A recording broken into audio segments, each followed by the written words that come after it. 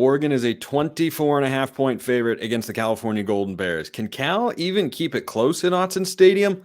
We'll answer that question today and a lot more on today's Locked On Ducks. Here we go. You are Locked On Ducks, your daily podcast on the Oregon Ducks, part of the Locked On Podcast Network, your team every day.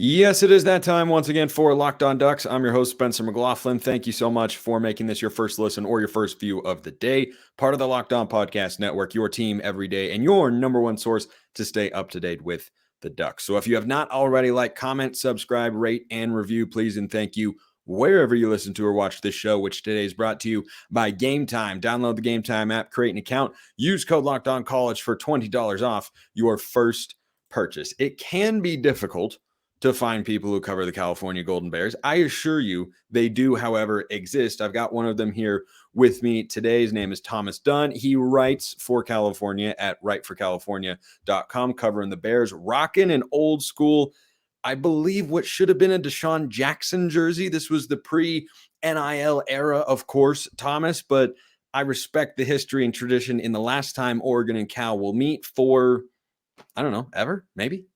Yeah, a lot of history going to the wayside here with the departure of the Ducks next season. You know, the Deshaun Jackson jersey, you can't hate on these threads. Mid-2000s Cal was a cinematic experience that Cal fans only wish that they could get back. And yeah, for those fans who will be tuning in Saturday, it'll be my first time at Autzen Stadium. By the time you guys are hearing this, I'll be en route to Portland and eventually for the 2-hour drive down to Autzen Stadium. So I'm really excited and know the things are not looking like they're going to go the Bears' way, but that's why they play the game. That is indeed why they play the game. Michigan played Appalachian State. USC played Stanford. That was all pre-2010.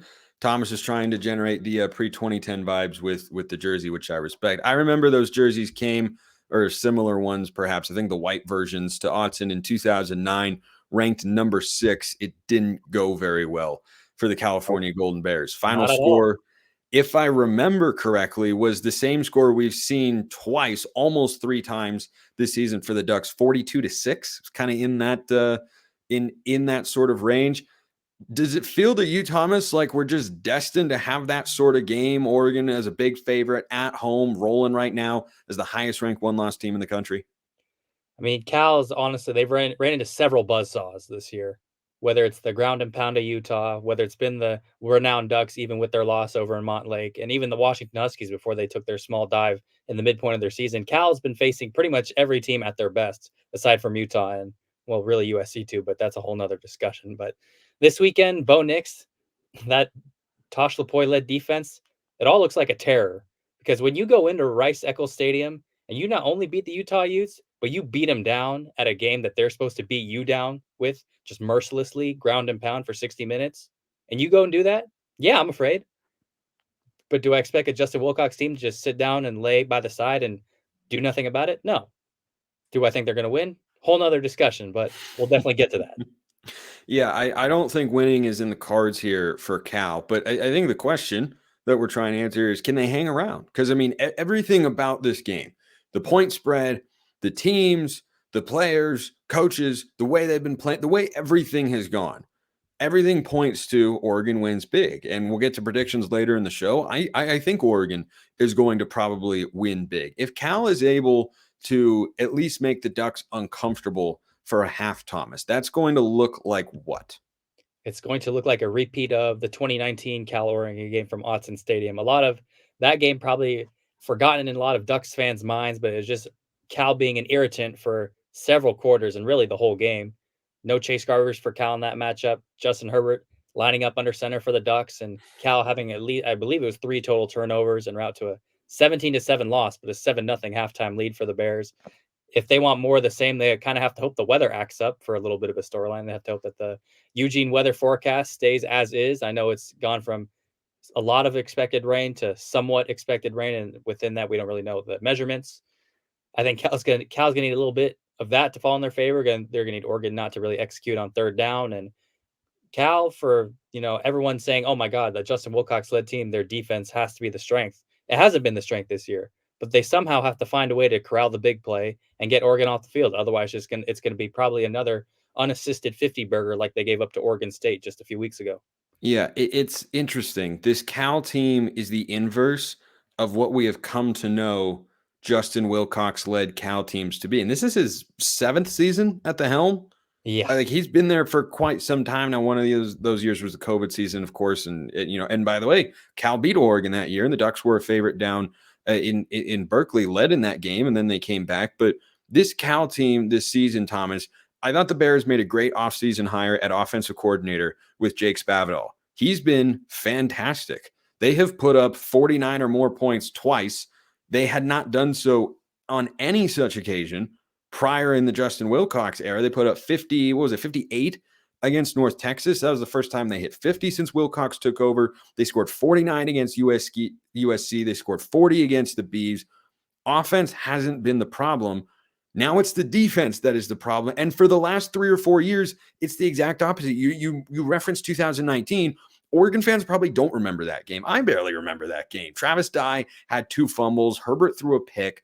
The offense was just sluggish and terrible in the first half. And that great defense Oregon had ultimately ended up winning the game against a backup quarterback.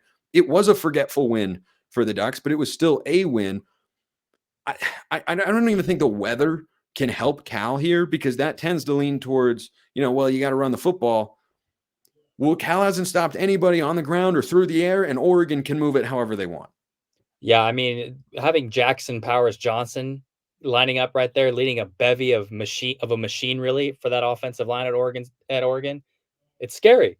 Bucky Irving, scary. Jordan James, scary.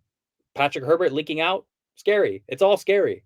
There's not anything I can really say that leans in Cal's direction per se. I thought the secondary would be a strength this year. It hasn't. I would think, okay, other than Troy Franklin, is Trayshawn Holden going to step up? Yeah, I think he will. The Cal secondary hasn't given me the benefit of the doubt to think that they're going to perform otherwise. Getting in Patrick Morris as a transfer safety from San Diego State, a Mountain West Defensive Player of the Year a few seasons ago, and he hasn't really stepped up to the plate. Noel Williams has been fine, but going up against Troy Franklin, that's a big ask. Lumaje Hearns has had a regression from just about everywhere ever since his freshman year in 2021. And Jeremiah Irby is currently in his somewhat of a sophomore slump. So the Cal secondary, they're not really giving me anything to work with here. And knowing that the Cal front seven's pretty beat up, Oregon may just have their way, and it's really on them whether they show up, because I do expect a little bit of an emotional letdown for the first quarter at least. But other than that, I expect the Ducks to be on their way. And if Cal's going to really, really, really contend here, they're going to need more than a few things to go their way. Otherwise, it could be another Ducks barn burner in Autzen. Yeah, we saw a little bit of a slow start against Washington State. Oregon trailed that game 10-3 early in the second quarter. And then once they turned it on, ultimately went on a 35-6 run in the game to lead 38-16. And the game was over by the time the fourth quarter wound down. I think the weather could help Cal generate that sort of start or that sort of game where they keep it within relative striking distance, because maybe Oregon can't be quite as explosive. I mean, I don't think anything will ever compare to the 2013 monsoon game. The Jared Goff game. Oh boy. That I was at. I was at that game, and I remember going in my golf rain gear, because it's the best waterproof rain gear you're going to find pretty much, and it was completely soaked through by the end. We have an adage at Autzen Stadium, Thomas, you may know, that goes something like this: it never rains at Autzen Stadium. It might not rain, but it monsoons every now and then. And I think the weather could work in Cal's favor, but then, it limits Cal's offense as well. And I think Oregon is stronger on both sides of the ball. So we'll talk about those sorts of matchups and the players that we've got to watch there. If you want to get a ticket to go to this game, then Game Time is the place to go. You shouldn't have to worry when you're buying tickets to your next big event. Game Time is the fast and easy way to buy tickets for all the sports, music, comedy, and theater events near you. With killer last-minute deals, all-in prices, views from your seat, and their best price guarantee, Game Time takes the guesswork out of buying tickets. Game Time is the only ticketing app that gives you complete peace of mind with your purchase. See the view from your seat before you buy, so you know exactly what to expect when you arrive. If you buy a ticket to this week's game against Cal, then you are probably going to see from any seat that Oregon should be able to put up a lot of points, as we're about to talk about. Take the guesswork out of buying tickets with Game Time. Download the Game Time app, create an account, use code LOCKEDONCollege for $20 off your first purchase. Terms apply. Again, create an account, redeem code LOCKEDONCOLLEGE. That's Locked On College for $20 off. Download Game Time today. Last minute tickets, lowest price guaranteed. All right, let's get into the matchups, the keys, and everything like that, Thomas. Let's start with Cal's defense. They have to play better than they have the last 3 weeks. 45.3 points per game over their last 3 losses to Oregon State, Utah, and USC. And I think among those 3, only USC is a top 3 or 4 offense in the conference overall. I think Oregon State's is good. I don't think it's great. With DJU back there, we've seen them have much less successful outings against other teams in the conference. So what exactly is wrong with this Cal defense? What do they need to fix? To put it bluntly, it's been nothing short of an unmitigated disaster throughout conference play for the Cal defense. They registered their first sacks of conference play last week against USC. Not great. Yeah, Not no. great. Conference play started in September. Okay. I'm sure Oregon fans are used to Brandon Dorless, Mateo Uyanga, just being in the backfield with no one's business. Cal fans were struggling to find any sort of wherewithal with the Cal defense and where it went. The pressure was bad. The front seven wasn't performing. Jackson Sermon went down with a season-ending injury. The secondary not covering receivers, even when Oregon State was running play actions against them, and Silas Bolden and Anthony Gould are running free everywhere. It's been nothing short of just a disaster. And even though Brett Johnson's back, and I have to cut him some slack here personally, he hasn't been all the way there yet. And that's okay. That's something I'm willing to accept. But it's the players around him. It's the Miles Jernigans. It's the Caleb Alarms Orr, guys who just need to continually step up, because Cal defense, some players are dropping like flies. Some position groups are getting really thin, and especially along the defensive line. And going into a game like this, that's not the type of phrase you want to be hearing.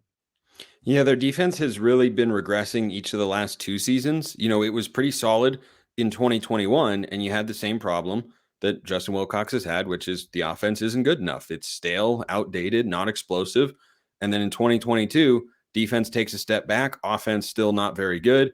They make the offensive coordinator change, and instead of the defense taking a step forward, which is what I kind of thought it would do this year, just given Wilcox's track record down there in Berkeley, it has taken yet another step back and is towards the bottom of the conference in a number of statistical areas, and they've just been getting shredded. And it hasn't just been, one-sided. Like you talked about their inability to get pressure. They've been hurt on the ground. They've been hurt through the air. They're not pressuring the quarterback. Nothing feels like it's going right. And then the injuries, Jackson Sermon is their best defensive player coming in. He's an all-conference guy that goes down, and it's his 5th year of college football, so it's a bummer to see him not be able to play. So who steps up in his absence? And do you have any confidence at all that Cal's defense, without their best player, their middle linebacker, is going to have any sort of success stopping the Oregon run game? So there's one guy who has been stepping up in recent weeks, and this is sort of an answer in a vacuum, because when you look at the grand scheme of things, obviously the Cal defense is not being successful in any respect whatsoever. But if you even look at Hithlo Day over on Addicted to Quack, I love when he goes through things. Cade Uluwave, the guy who's been stepping up in place of Jackson Sermon alongside Caleb Alarms Orr, has been absolutely phenomenal in a few short weeks. A true freshman stepping in, someone who's bounced in between going from offense to defense just because of the rash of injuries during practices from week to week. He stepped up in a big way from the second half against Oregon State to the game against Utah and even against USC. Forced to fumble on Caleb Williams, was helping plug gaps against Utah, even though the game was getting out of hand. He's been showing plays in a vacuum, and I believe Cal fans have found a good linebacker duo for the years to come. Now, in the grand scheme of things for this weekend at Oregon, obviously the Ducks fans are probably not going to see much of what we're seeing, because they're probably going to assert their will, and probably unapologetically at that. And that's just kind of how the Dan Lanning teams have been operating. We're going to get more physical. We're going to get down. We're going to get dirty. We're going to impose our will, and we're going to dare you to do something about it. And only a few teams have been able to rise to that occasion against that. So Cade Uluwave is definitely the guy to watch, and I think he's going to make a few plays against the Oregon offense. Is it going to be enough to be a meaningful difference in the game? Probably not. But I think that's where Cal fans are looking in terms of development, because if he develops as fast as he has been, we're going to have another deadly linebacker duo in the vein of Evan Weaver and Jordan Kanashik. This is going to be a dangerous linebacker duo either next year or the season after. But Cade Uluwave, true freshman, inside linebacker, that's the player to watch, because This is a big test for him. He's gone through several different tests with Utah, with Oregon State, those physical teams, with the spread attack of USC, and now a bit of both with Oregon. So I'm intrigued to see how he steps up to the plate. Let's flip sides of the ball here and talk about Cal's offense.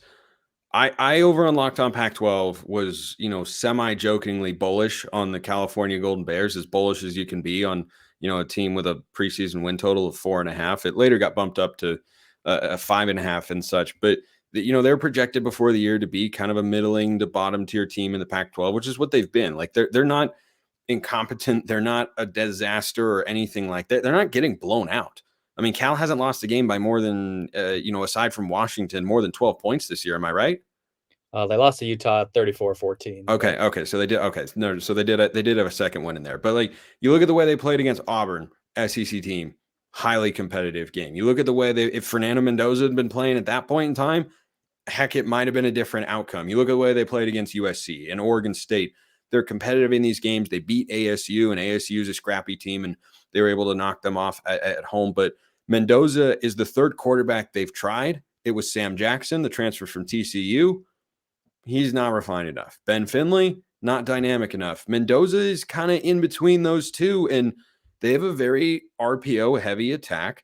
And Mendoza, from what I see, executes it very well. And the key for them offensively is they have to be able to run the football. But if they can do that, they've got enough to be productive on offense. Fernando Mendoza is a dude. Just period. Cal fans, just as we all thought people would be saying before the year, everybody was sleeping on Cal's third string quarterback. Absolutely, just as we drew it up. But it makes you wonder, had Fernando Mendoza started the season, just how far along Cal would be. I feel like they would have definitely flipped the Auburn game. I would have probably, I don't know that you can really flip the USC game because he actually played in it. But Fernando Mendoza, by far, the most poised quarterback that Cal's had this season, by far the most direct and confident in his reads, and by far the best executor. Fernando Mendoza has been no one thinks of Mendoza as this like freak athlete who's going to get you 100 rushing yards on the ground. But when he pulls the ball, he'll go. He's confident. He's not going to wither away and slide down 2 yards before the first down. He's going to go and try and get that first down. Had a 4th and 6 against USC, ran for the first down. Fernando Mendoza is willing to put his body on the line. He's willing to make some throws in tight windows. He's willing to eat some pressure if it means making a play. And overall, he's one of the best people to be around. When I'm sitting in press conferences talking to Fernando Mendoza, I could sit there all day. Fernando Mendoza is a guy that Cal fans have aligned themselves with because he's someone who embodies the university well. He's someone who represents the team well. And as he's come along compared to the rest of the quarterbacks this year, he's been the best of them. And Cal fans are fully behind him no matter what happens. He's played well against Oregon State. He played, for a freshman, played well enough in Rice Eccles. Against USC, went toe-to-toe in a duel with Caleb Williams. And this week has another great test against Bo Nix. So Cal fans, nothing but good things to say about Fernando Mendoza. And we feel like we have a quarterback. And that's not been easy to say these past few seasons. But hopefully the defense comes around enough to the point where having Fernando Mendoza under center means Cal can go 8-4. In that world, in the ACC next year, Fernando Mendoza under center, we feel like we got a shot. And it's been a breath of fresh air. The ACC is not that good. After the top few teams, and really in general, I think Florida State's good, but after that, Miami, North Carolina, good, not great. They're not great. In North Carolina next year without Drake May, they'll take a step back in a big way. And I'd expect Wilcox to still be the head coach regardless of how this season goes, just because when you're going into a new conference, I don't think you want to undergo a coaching change as that is taking place. And I expect Cal to lose to Oregon on Saturday, certainly, but then to pick up at least one more win, if not two, as they come down the stretch. Stanford is a winnable game. Washington State and UCLA, frankly, I think they're capable of winning all three of those games. I think the best reasonable outcome is they probably win too. But we have talked about the Cal offense and Mendoza, and he's been really, really good for them and has solidified the quarterback position. We haven't talked about Cal's most important offensive player, and that is Jaden Ott. Ott is the sort of guy you can, select higher or lower on over at Prize Picks, which is the largest daily fantasy sports platform in North America. The easiest and most exciting way to play daily fantasy sports It's just you against the numbers. That's it. Instead of battling thousands of other players, including pros and sharks, you pick more than or less than on 2 to 6 player stat projections, and then you watch the winnings roll in. With the basketball season here, you can now pick combo projections across football and basketball from the Specials League, a league created specifically for combo projections that includes 2 or more players from different sports or leagues. So, for example, you could take LeBron and Travis Kelce over 10.5 combined 3-pointers and receptions. Those are the sorts of awesome and amazing things you can put together at PrizePicks, the largest daily fantasy sports platform in North America. Go to prizepicks.com/lockedoncollege. Use code LockedOnCollege for a first deposit match up to $100. That's prizepicks.com/lockedoncollege. Use code LockedOnCollege for a first deposit match up to $100. All right, let's talk about Jaden Ott, Thomas. And first, the question, is he healthy? Cal's running back, who has been a driving force for their offense the last 2 seasons. He's a stud. One-time Oregon verbal commit. Really good player. Was a 4-star recruit and looks like it. Is he healthy? Jaden Ott has been beat up this year. And not anything of his own doing, really. He had for those Oregon fans who were watching in the late 2000s, he had a Javid Best-esque moment against Auburn. And there's a good throwback name right there. Javid Best. Yeah. A lot of Pac-10 teams don't remember just how much Javid Best terrorized them. But I remember. I remember. I mean, Oregon was beating Cal, but I remember. Yeah, but let's fit my narrative, But Jaden Ott attempted to hurdle an Auburn defender and just basically got catapulted out of the air and was concussed. This past weekend against USC, for how bad USC is at pretty much everything on defense, the one thing that their linebackers like to do is shoot some gaps and make some hits. They can hit people.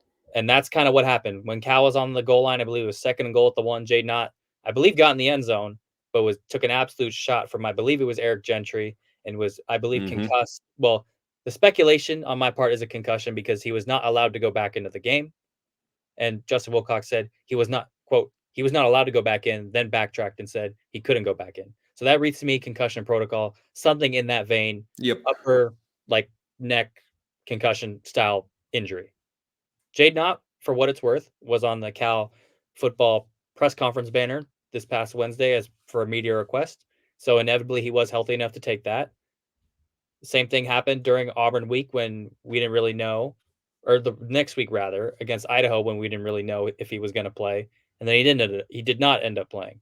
So Jaden Ott, I would say, is questionable entering this game. And if you had to make me put a designation on it, I would say something in the vein of a concussion. And that would probably be his second one this season, if that is the case, and be something I'd be concerned about. And I'm not gonna lie, it's strictly a 50-50 in terms of whether he can go on Saturday.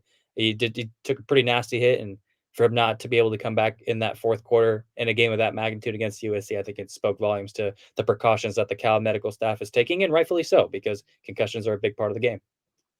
So, it sounds like it's kind of 50-50, but him being made available for a media request, typically that doesn't happen with a player that's not going to play.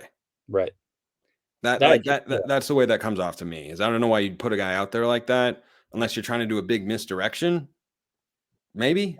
I don't know that Cal can really play those cards or has the luxury to play those cards. Yeah. But the part that's almost worse about this is the fact that his backup, Isaiah Ifanse, was also injured against USC, left the game on a cart, came back on a crutch, was listed as day-to-day by Justin Wilcox. I don't buy that. I don't think he has a chance to play in this game. And then that means you go to your third-string running back, Ashton Stredick, who was recently doghoused for a fumble against USC after fumbling against Oregon State. So he might not even get the start if Ott doesn't play. It might be a mix of Justin Williams-Thomas, the Tennessee transfer who got his first carries of the season against USC, and the freshman Javian Thomas from Oakland, who's impressed but is not big enough nor physical enough to, I think, be an every down back yet. So Ducks fans will be getting familiar with the Cal 4th and 5th string running backs if Jaden Ott can't go Saturday. So it's a smorgasbord of injuries for Cal. Fernando Mendoza, he's going to have a lot to work with because the Cal running game really suffered once we got to Justin Williams-Thomas and Javian Thomas as the backfield. And that's not to say they're not capable backs, but there just wasn't as many holes and there weren't as many explosive plays that were happening. And that was behind an offensive line that was creating holes. And I know some people will say, well, that's not saying a lot when you're playing USC, but the Cal offensive line, I would say, has been leaps and bounds better than last year.